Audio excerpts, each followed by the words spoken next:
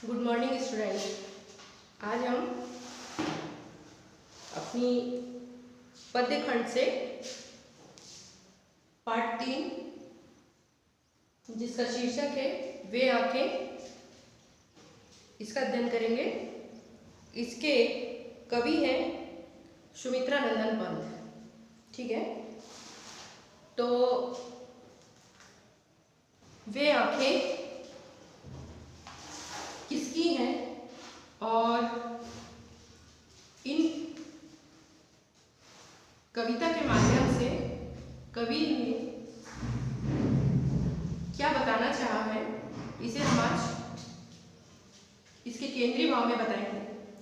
तो प्रस्तुत कविता वे आंखें सुमित्रा नंदन पंत की लिखी हुई कविता है और यहाँ पे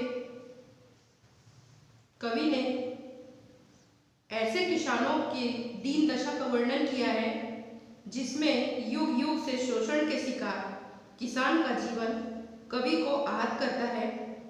और दुखद बात यह है कि स्वाधीन भारत में भी किसानों को वो आज़ादी नहीं मिली जिसके वे हकदार थे। और स्पष्ट रूप से यह कहा जाए कि स्वाधीन होकर भी जब भारत स्वाधीन हुआ तब किसानों के मन में एक उत्साह था कि हम अब आज़ाद हो गए हैं, अब हमारे ऊपर में किसी प्रकार की कोई गुलामी नहीं होगी और हम खुशहाल जिंदगी जिएंगे। लेकिन उसकी ये मनोदशा जैसी की वैसी बनी रही, अर्थात यह कह सकते हैं कि किसान आज भी स्वाधीन ना होकर पराधीन ही रहा है और उसके जीवन में जो दुख पहले से थे वह आज भी बने हुए हैं। और ऐसे ही दुख की कहानी, किसानों के दुख की कहानी इस पंक्तियों के माध्यम से कवि सुमित्रा नंदन पंत जी ने यहाँ पे व्यक्त किया है। तो देखें कविता क्या कहती है।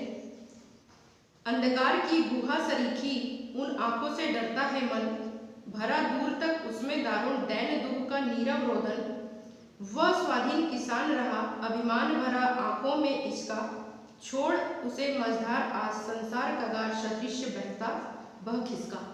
अर्थात कवि यहाँ पे किसानों की दुर्दशा, शोषण और उसकी दयनीय दशा से वह जो परेशान है उसके बारे में यहाँ पे इस कविता के माध्यम से वर्णन करते हैं। कवि कहते हैं कि किसान की जो आंखें हैं वो दीन और दुख से भरी हुई हैं।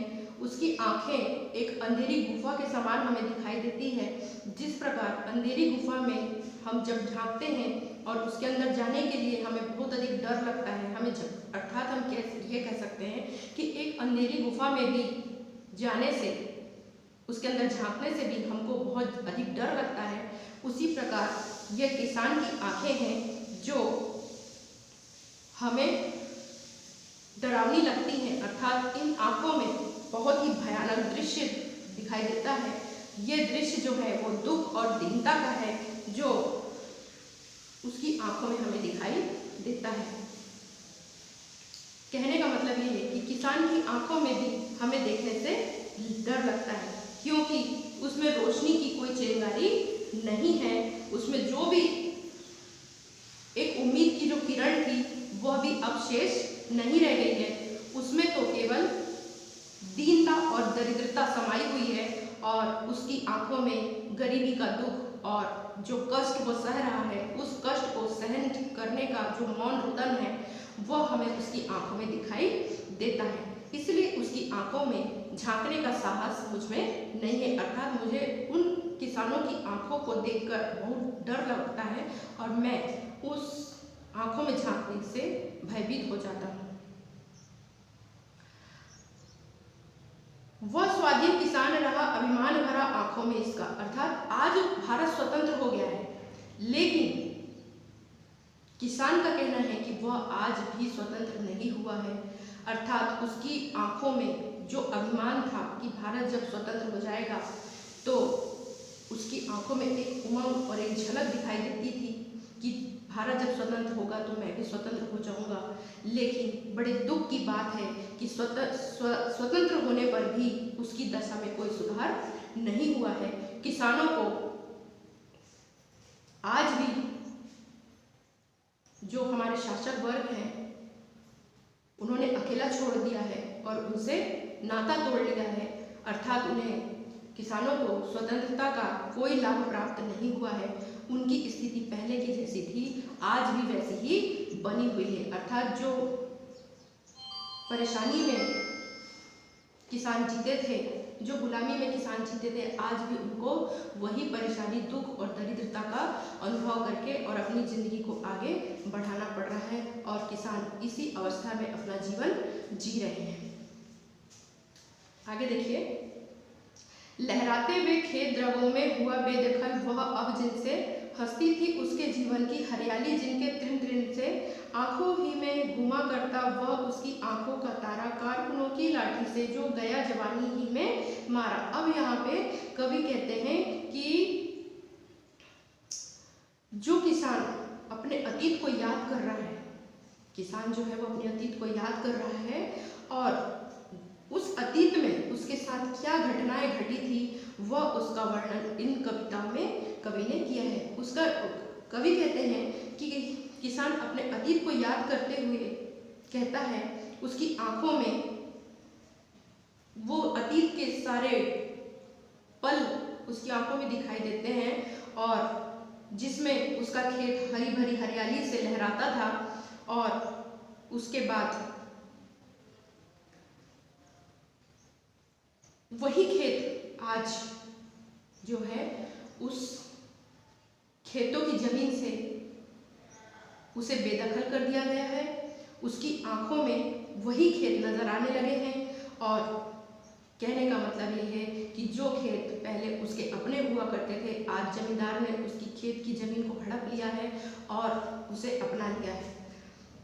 कभी इन खेतों के तिनके तिनके में भी हरियाली हुआ करती थी और उसके जीवन को सुखमय बनाती थी। आज लेकिन वह खेत उसका ही अपना नहीं रहा है, आज वह सब कुछ खत्म हो गया है, आज उसके पास कुछ भी नहीं बचा है। अर्थात उसकी खेतों की वो हरियाली जो थी वो समाप्त हो गई थी, अर्थात उसके जीवन की जो खुशहाली थी उन खेतों की हरियाली से वो खुशहाली भी चली गई है। नेक्स्ट देखिए, आंखों ही में घुमा करता यह उसकी आंखों का तारा, कारकुनों की लाठी से जो गया जवानी ही में मारा।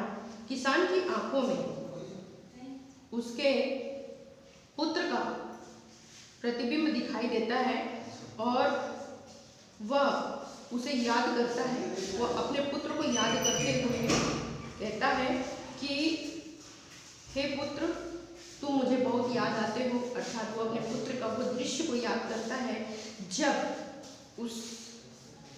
उसके जवान बेटे को जमींदार ने, अर्थात जमींदारों के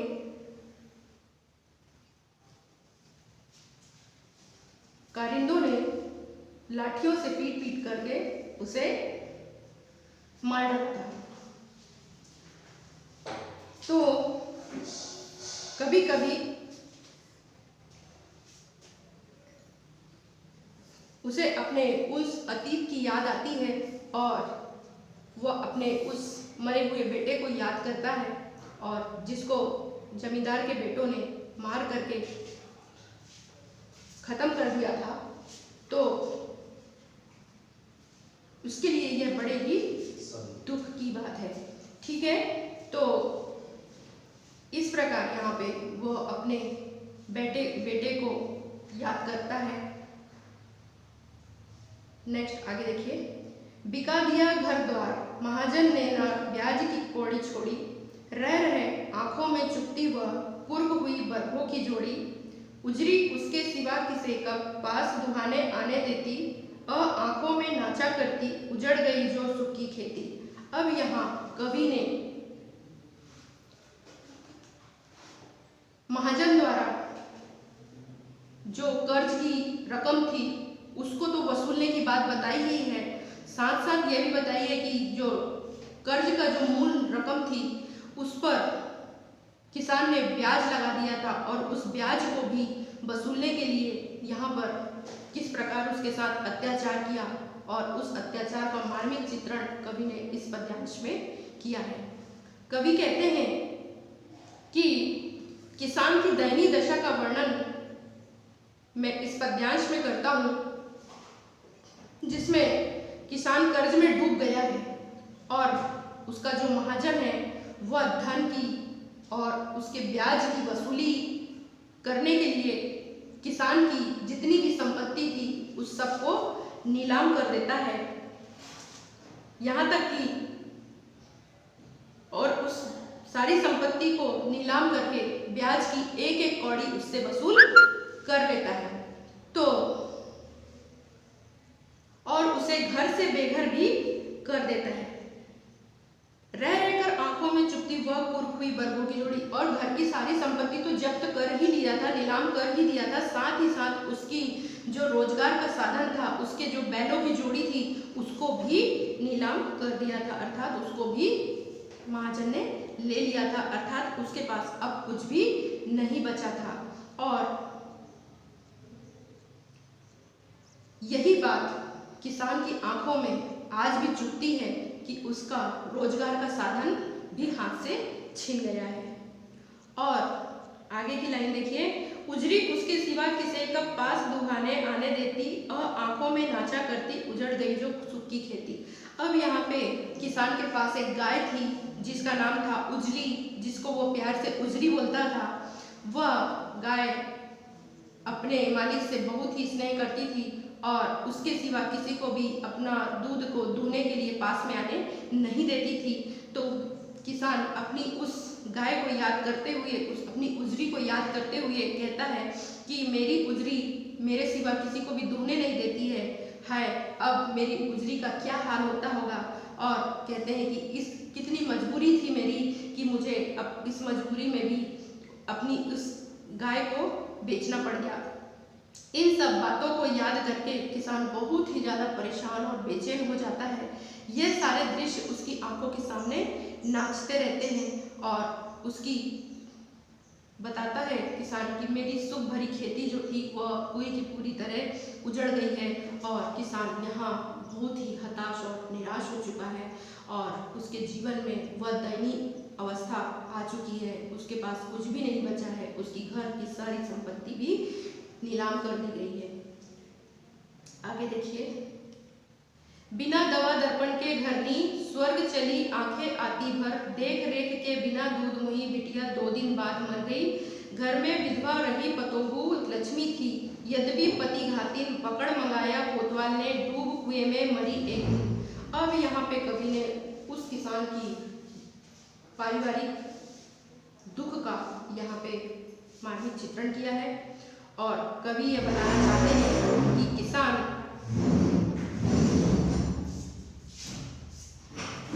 की पारिवारिक स्थिति का वर्णन यहाँ पे कवि करते हैं। और उसकी पत्नी जो है वह अत्यधिक बीमार थी और अपनी दवा दारू के अभाव में उसकी मृत्यु हो जाती है और अर्थात उसके पास इलाज के लिए पैसे नहीं होते हैं और बिना दवा के ही वह मृत्यु को प्राप्त हो जाती है। और उसके पास संसाधनों की इतनी कमी होती है कि उसका पति उसका इलाज नहीं करवा पाता है। यह सोचकर किसान की आंखों में आंसू आते हैं और उसकी पत्नी जो थी वो मृत्यु के बाद उस पर एक नन्ही सी बच्ची का बोझ उसके ऊपर छोड़ गई थी, अर्थात उस किसान की एक छोटी सी बच्ची थी जो माँ के मर जाने के बाद पिता के पास अकेली रह गई थी। बहुत छोटी सी बच्ची थी, नन्ही सी बच्ची थी वो। तो इस प्रकार कवि ने यहाँ पे उसकी बहुत ही मार्मिक स्थिति का चित्रण किया है। किसान के घर में उसकी विधवा पुत्र बहू बची थी। एक घर में विधवा रही पतोहू लक्ष्मी थी, यद्यपि पति घातिन पकड़ मंगाया कोतवाल ने, डूब कुएं में मरी एक दिन। अर्थात कवि यहाँ पे बताते हैं कि किसान के घर में पत्नी मर गई थी, एक छोटी सी नन्ही उसकी बच्ची बची हुई थी, और उसके बेटे को तो पहले ही जमींदारों के कारिंदों ने लाठी से पीट पीट कर मार दिया था, तो अब बच गई थी उसके घर में उसकी बहू। तो उसकी बहू बची हुई थी जिसका नाम लक्ष्मी था, परंतु उसे पति को मारने वाली समझा जाता था। क्यों? पहले के समाज में, पहले समय में क्या होता था हमारे समाज में कि अगर पति मर जाता था तो पति की मृत्यु का कारण पत्नी को ही समझा जाता था, अर्थात उसे कहा जाता है कि तुम्हारी ही वजह से तुम्हारा पति मर गया था, तुमने ही अपने पति को मार डाला, अर्थात उसे ही हत्या का जिम्मेदार माना जाता था। तो उसे पति की घातिन कहा जाता था, अर्थात पति की हत्यारिनी कहा जाता था। पकड़ मंगाया कोतवाल ने, डूब कुएं में मरी एक दिन, अर्थात एक दिन जो गांव का कोतवाल था उसने उसकी बहू को बुलवाया और उसकी इज्जत लूट ली, जिसके कारण वह लक्ष्मी जो उसकी बहू थी वह लाज के कारण उसने कुएं में कूदकर आत्महत्या कर ली, और इस प्रकार उसका पूरा परिवार ही बिखर गया। आगे देखिए, खैर पैर की जूती जोरू ना सही, एक दूसरी आती पर जवान लड़के की सुध कर, सांप लौटते फटती छाती। अब यहाँ पे कवि कह बताते हैं कि किसान को जितना अपनी पत्नी के मर जाने का दुख नहीं था, उतना अपने बेटे के मर जाने का दुख था, और वह कहता है कि पत्नी तो पैर की जूती होती है और एक नहीं तो दूसरी को विवाह करके लाया जा सकता है, परंतु जवान बेटे के मर जाने से दूसरा बेटा वापस नहीं आता, अर्थात जवान बेटे के मर जाने का उसे अत्यधिक कष्ट था, और उसकी छाती पे सांप की तरह उसकी मृत्यु सोच सोच कर उसकी छाती पर सांप लौट रहे थे और उसकी छाती फट रही थी। दुख और दर्द शोक में उसकी छाती फटने लगी थी, अर्थात उसे अपने बेटे के मर जाने का अत्यधिक शोक था, अत्यधिक दुख था। आगे देखिए, पिछले सुख की स्मृति आंखों में क्षण भर एक चमक है लाती, तुरंत शून्य में गढ़ व चितवन तीखी नोक सदृश बन जाती।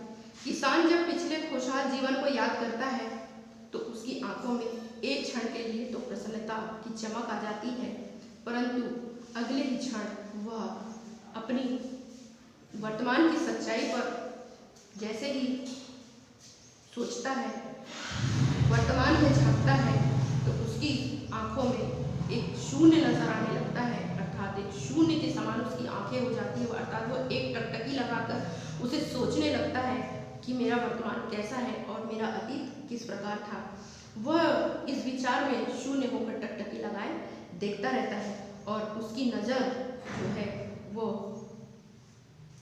तीखी नोक के समान चुभने वाली हो जाती है, अर्थात उसकी आंखों में एक भय दिखाई देने लगता है। और इसीलिए कवि कहते हैं कि